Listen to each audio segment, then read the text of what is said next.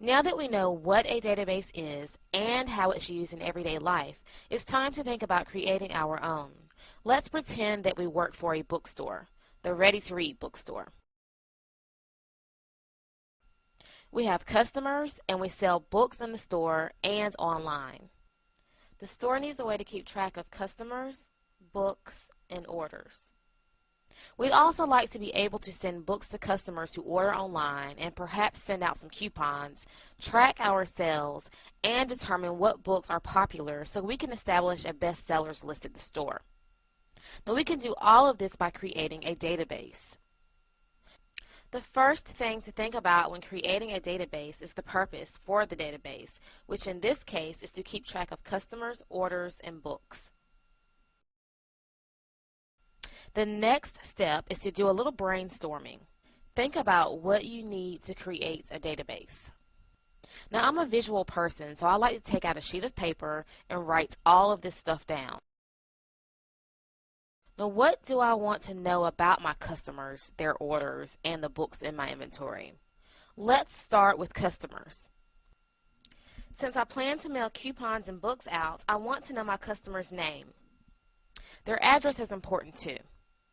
Later on, this information may help me determine which states order most of my books, and in turn, I'll want to thank them by mailing out coupons.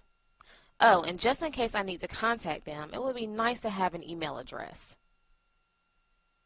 Now, what about our books? What information do we need to know about those? Well, we know that each book has a title, an author, and a price. Books also fit into different categories, such as fiction, romance, and computers. Knowing the category will help us pinpoint which types of books sell the best, and we can keep that type of book in stock at all times. Now, what's left? The orders. Now, this is a stage where the customer actually buys the book. I want the orders part of my database to tell me who ordered what and when. Now I want to show you how these three things are related. A customer finds a book and places an order or makes a purchase. Our database will tell us who they are, what they bought, and when they bought it. We know what we want, so now let's figure out what all of this has to do with the database.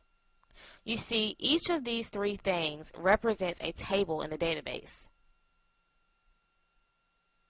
A table is one logical unit of information broken up in rows and columns, just like a table you may have seen in Excel or Word. The specific information in each table will be the fields you set up later. The fields are the small chunks of info in each table. So we have our tables. We said that the customer table will include name, address, and email. In a database, it's easier to break down a few of these fields. So we'll say first name, last name, and for the address, we'll put street, city, state, and zip. Now the email will remain the same. For my orders table, everything can stay the same for now. So we'll just say customer, book, and date.